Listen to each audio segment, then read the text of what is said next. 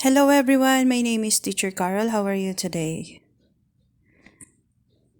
Okay, I'm good. Please get your book Science in Action 5 and please open your book on page 96. Please open your book on page 96. Okay. Okay, so are you ready? Okay, let's begin. Okay, so our topic for today is about animal adaptation. Animal adaptations to the environment. Okay? Okay, so essential resources for an animal to live are, okay, so these are the essential resources for an animal to live are food, okay? Food. All animals need food to grow and survive. Water. Okay, water. Water is very important for animals. They need it to live. Animals get water from the environment. And then air. Air, all animals need oxygen, which is a component of the air we breathe. Okay? Animals on land take oxygen from the air. Animals that live underwater, for example, dolphins, come to the surface to breathe. Okay? To breathe air. While fish use their gills to take oxygen that is dissolved in the water.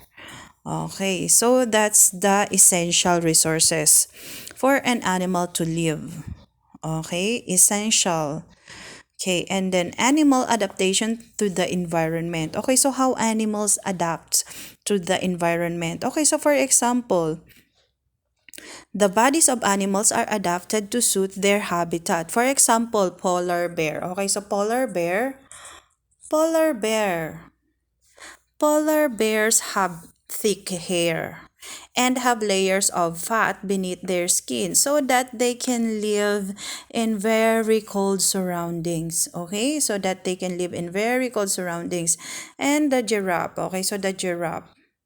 Okay, so there, the giraffes have very long necks that allow them to reach leaves high in the trees. Okay, so the giraffes have very long necks that allow them to reach leaves high in the trees.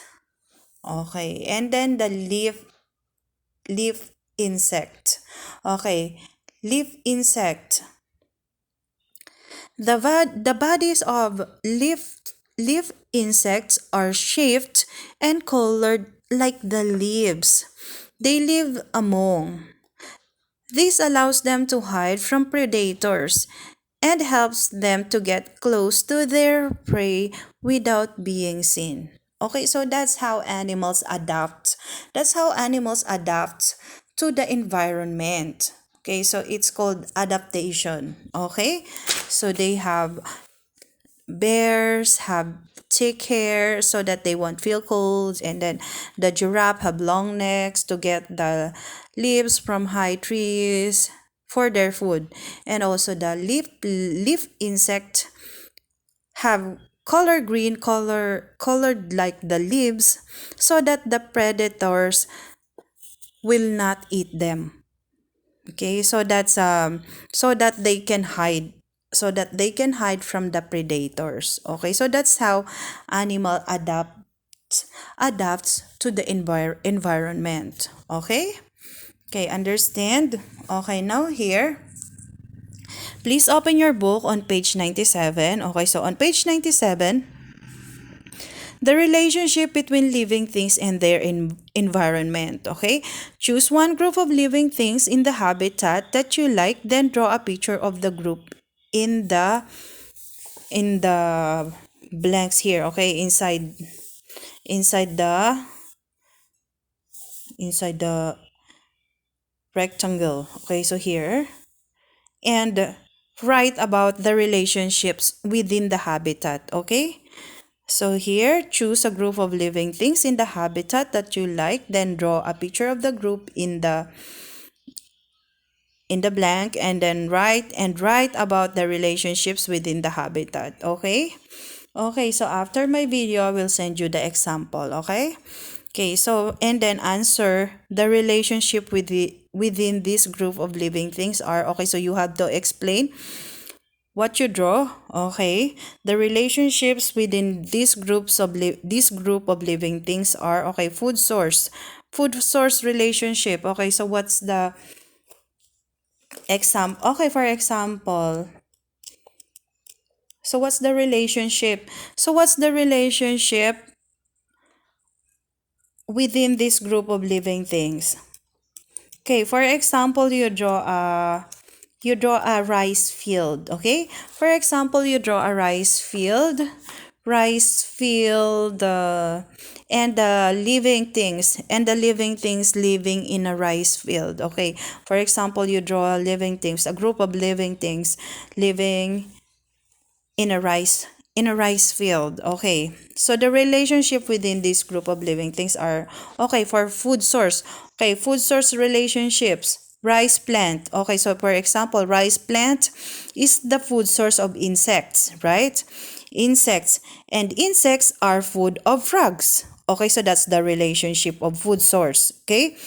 The plant rice is the food source of insects, and then insects are the food of frogs. The frogs eat the insects. Okay, so that's an example. And then habitat relationships. So rice plant and frogs use soil as their habitat. Okay, rice plant, and frogs use soil. Okay, so the habitat is the soil. Okay, soil as their habitat.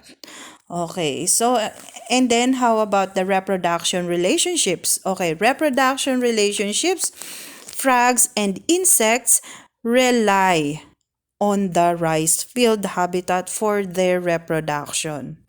Okay, so frogs and insects rely on the rice field habitat for their reproduction.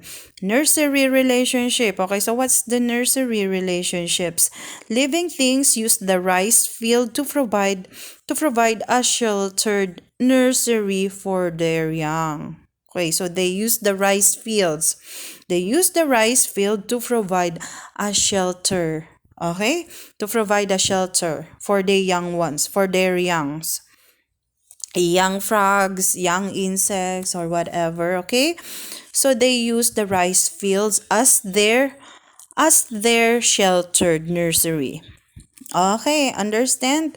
Okay, so after my video, I will send you the examples, okay? Okay, so that's it for today. If you have any questions, please let me know. Or you can also ask teacher no. Okay, so that's it for today. Goodbye, everyone. Thank you.